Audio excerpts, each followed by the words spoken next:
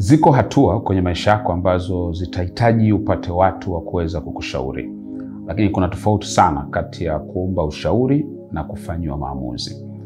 Mara nyingi kwenye mambo ya msingi yanayohusiana na maisha yako, hasa yale ambayo yana matokeo ya muda mrefu, yana long term impact, utahitaji kukusanya ushauri kutoka kwa watu mbalimbali, lakini mwisho wa siku lazima uwe na uwezo wa kufanya maamuzi yako mwenyewe. Mara nyingi sana watu wengi wanafanya makosa ya kuruhusu watu wengine waamulie katika mambo ambayo wao wanapaswa kuyaamua. Na unakutana na mtu analaumu, anasema mtu fulani ndo kanipotosha, mtu fulani ndo kanipelekea nimekuwa hivi. Ni kweli inawezekana ikawa hivyo, lakini unachotakiwa kujua ni kwamba kuna mambo hautakiwi kuruhusu watu wengine wakuamulie, kwa sababu wewe ndio yanakuhusu zaidi. Haya mambo yanaweza kawa katika maeneo tofauti ya maisha, yanaweza kawa katika kazi unayofanya, yanaweza katika maono ulionayo, yanaweza kawa katika uwekezaji unaotaka kufanya. Kusanya maoni, kusanya ushauri, lakini mwisho wa siku maamuzi ni ya kwako binafsi wewe mwenyewe. Hii ni muhimu sana kwa sababu zifuatazo. Moja, kuna vitu ambavyo watu wengi hawajui taarifa za ndani. Kuna vitu ambavyo wao wanavifahamu ambavyo wao hawavifahamu. Mara nyingi hata mimi watu wengi wanapokuja kuniomba ushauri, kuna vitu wananiambia, lakini vingine unakuta mtu akwambie kwa sababu anavijua yeye mwenyewe. Ndio maana mwisho wa siku huyu mtu lazima afanye maamuzi yake mwenyewe. Kuna vitu kuhusu watu unaoishi nao ambao wewe ndio unavijua zaidi. Hakuna mtu anavijua isipokuwa ni wewe. Wakati mwingine unavificha kwa sababu unamfichia huyo mtu asipate aibu pengine, au wakati mwingine unaona ukivisema labda vitaleta madhara, akivisikia anaweza kaja kukudhuru zaidi. Kwa hiyo wewe ndio una taarifa nyingi zaidi kuliko mtu mwingine yote. Kwa hiyo ukiruhusu mtu akuamulie, maana yake ni kwamba ataamua kulingana na taarifa alizonazo. Mara nyingi wanawaambia watu kwamba ushauri ambao mimi naweza nikakupatia utategemea sana na taarifa ulizoniambia. Kwa maneno mengine, siwezi nikakupa ushauri tofauti na taarifa ulizonipa. Kwa hiyo ukinificha taarifa fulani, maana yake pia nitatoa ushauri kulingana na taarifa nilizonazo. Sasa na wewe ni hivyo hivyo, kwamba katika maamuzi yako ya maisha, watu wanaweza wakakushauri, watu wanaweza wakakupa mawazo, lakini mwisho wa siku wewe ndio unajua taarifa za ndani. Kuna vitu ambavyo watu wengine wote hawavijui, wewe ndio unavijua peke yako. Kwa hiyo unapofika kwenye swala la maamuzi, lazima uwe na ujasiri na uwezo wa wewe kufanya maamuzi kulingana na kiwango cha taarifa ulichonacho, ambacho mimi naweza nisikuelewe, naweza nikashangaa kwa nini umefanya hivyo, lakini wewe ndio unajua kwa sababu ni taarifa zako. Kwa hiyo usiache watu wakuamulie, kwa sababu kuna taarifa za ndani ambazo wao wasijui, wewe peke yako ndio unazifahamu pia. Lakini pili, wapo ambao wanataka kukupoteza au wanataka kukupotosha. Dunia ni ajabu sana. Mara nyingi unaweza kufikiri kama kila mtu anakutakia mema, lakini ukweli ni kwamba sio kweli. Kuna watu wengine hawakutakii mema. Kuna watu wengine kazi yao ni kutaka kuona unaharibikiwa. Wakati mwingine kazi yao ni kuona umepotea, ni kuona kwamba umekosea. Wanafurahia wanapoona umepoteza, umepata hasara, umepoteza mwelekeo. Kwa ndio maana mwisho wa siku, hata kama watu watakushauri mambo mengi, watakwambia taarifa nyingi, mwisho wa siku wewe mwenyewe ndio unatakiwa ufanye maamuzi. Useme kwamba hiki ndio sahihi na hiki ndio sicho sahihi. Usipofanya hivyo, maana yake ni kwamba utakuta kila siku unafanya kitu alafu unagundua umekosea, unaanza upya. Na kumbuka jambo hili, watu wengi kwenye maisha wanapoteza muda mwingi zaidi katika kurekebisha makosa kuliko katika kufanya vitu vinavyopaswa kufanya.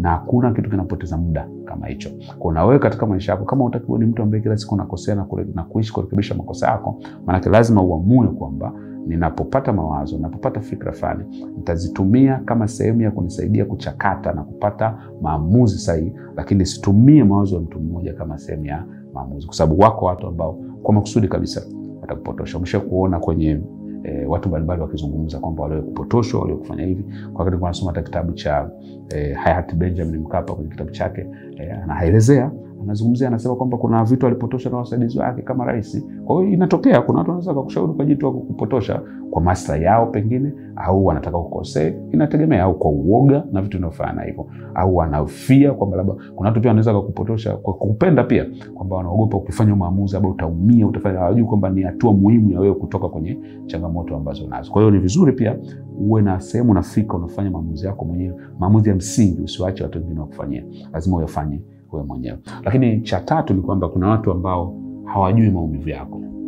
Unajua kiwango cha maamuzi unayoyafanya kwenye maisha yako, nimesema moja, inategemea kiwango cha taarifa ulizonazo, lakini pili, kiwango cha hisia na maumivu ambayo unakuwa nayo. Mara nyingi maamuzi mengi magumu kwenye maisha yetu tunayafanya kwa sababu ya aina ya maumivu ambayo tunayapitia.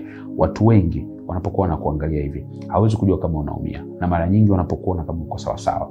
Unaweza kuwa kwenye ndoa, kwenye mahusiano ya kawaida, kazini, una watoto wako, una familia, au una mchumba wako, au unasoma. Watu wengi wanaweza wasielewi, au unafanya biashara, hawaelewi kuna maumivu makali sana unayapitia juu ya jambo fulani. Kwa hiyo kuna wakati unapoamua kufanya maamuzi, watu hatakuelewa kwa sababu ni sawa tu, hawezi kukuelewa kwa sababu hawaelewi kiwango cha maumivu ambacho unacho. Unajua, ni kama mimi nikivaa kiatu ambacho kinabana sana. Inawezekana kiatu very expensive, nikavaa kiatu labda cha 500,000, nimevaa mguuni. Wewe ukikiona utasema Joel amependeza sana. Lakini mimi kumbe naumia kule ndani, kidole kinanikaba, nasikia maumivu makali. Kwa hiyo kama nina machaguzi mawili, moja ni kuruhusu watu wananisifia ili niendelee kuwaridhisha wanisifie kwa kuvaa kiatu kinachonibana nikiwa nasikia maumivu, au nikubali kukivua hicho kiatu ili niendelee na maisha vizuri hata kama watu wanisifie lakini mimi sisikii maumivu tena. Kwenye maisha utafikishwa kwenye hiyo hali. Kuna wakati utakuwa unasikia maumivu ambayo wengine hawayaoni, wengine hawayasikii, wengine hata hawayatambui. Mwingine akikuangalia anaona you are complete, umefanikiwa, umefurahi, unaishi vizuri, lakini ndani yako wewe ndio unajua aina ya maumivu. Kwa hiyo ukifika kwenye ile moment, usiruhusu mtu mwingine akufanyie maamuzi, kwa sababu maumivu yale ni wewe ndio ambayo unayasikia. Kwa fanya maamuzi yako kulingana na uhalisia wa mambo. Na kumbuka ninachosisitiza, watu wanaweza wakakushauri lakini usiwaruhusu wakufanyie maamuzi, especially maamuzi muhimu. Watu wengi wanaofika katika kiwango cha juu cha maisha yao, moja ya majuto yao ni kutosimamia mambo ambayo walikuwa wanayaamini na wanayapenda na kuyafanyia maamuzi wao wenyewe. Mwisho ni kwamba kuna watu ambao wanataka ufanye kinachowapa wao furaha bila kujali wewe unajisikiaje. Hili jambo lingine la ajabu sana kwenye maisha. Yaani kuna mtu anataka kuamulie kitu kwa sababu yeye kinampa furaha, lakini wewe hakikupi furaha. Yaani kama vile anachojaribu kukuambia unatakiwa uishi maisha yako kwa kumfurahisha yeye. Kuna watu ambao wamechaguliwa vitu vya kusoma, lakini sio kwamba wao vinawafaa, ila vinawafurahisha wazazi wao, vinawafurahisha ndugu zao. Kuna watu wamechaguliwa wenzi, yani mume, mke, wamechaguliwa. Kwa nini? Kwa sababu anapendwa au anamuona atasaidia familia, au ndio ambaye anatakiwa na wazazi au na ndugu pia, au wakati mwingine hata na marafiki, lakini yeye ndani ya moyo wake anajua kabisa mtu simhitaji. Kuna watu wameamuliwa hata kazi za kufanya. Maana yangu ni kwamba uwe makini sana, kwa sababu duniani watu wengi ni selfish. Watu wengi wana ubinafsi sana. Yaani yuko tayari akulazimisha ufanye jambo ambalo anajua halina manufaa kwako, lakini lina manufaa kwake. Kwa maneno mengine, uishi kwa kumfurahisha yeye. Wako watu ambao hata kuvaa wanavyovaa, vitu wanavyofanya, wanaamuliwa kila kitu. Kwa sababu gani? Kuna mtu anataka afurahie kwa wao kuwa vile walivyo. Sasa ni muhimu kujua kwamba katika maisha wewe pia ni mwanadamu, una maisha yako, una matamanio yako na una vitu vyako. Ukiacha watu wa kuamulie, mara nyingi wanaweza kuamulia kwenye vitu ambavyo hauvifurahii, na mwisho wa siku ukawa wewe maisha yako yote unaishi kwa kuwafurahisha watu wengine. Kuna moment katika maisha yako lazima ufike na uamue kwamba pamoja na yote yanayoendelea, lakini na mimi pia lazima nijijali. Watu wengi walioenda umri sana, moja ya majuto walikuwa nayo ni kwamba they didn't take care of themselves, they didn't make good choices for themselves. Hawakujitunza wao wenyewe na hawakufanya maamuzi yanawasaidia sana na kuwafurahisha. Waliishi kwa kuwafurahisha watu. Daniel Amen, mwanafalsafa, alisema watu wengi sana kati ya miaka 0 mpaka miaka 39 huwa wanafanya kila kitu wakijiuliza watu watanionaje. Anavyovaa, nyumba anayoishi, shule aliyopeleka watoto, gari analoendesha, kazi anayofanya, mtu aliyoko naye kwenye mahusiano, kila kitu iko sensitive na watu watanionaje, watasemaje. By the time akifikisha kati ya miaka 41 mpaka 59 mpaka 59 anaanza kusema I don't care, sijali watu watasemaje, sijali watu watanionaje.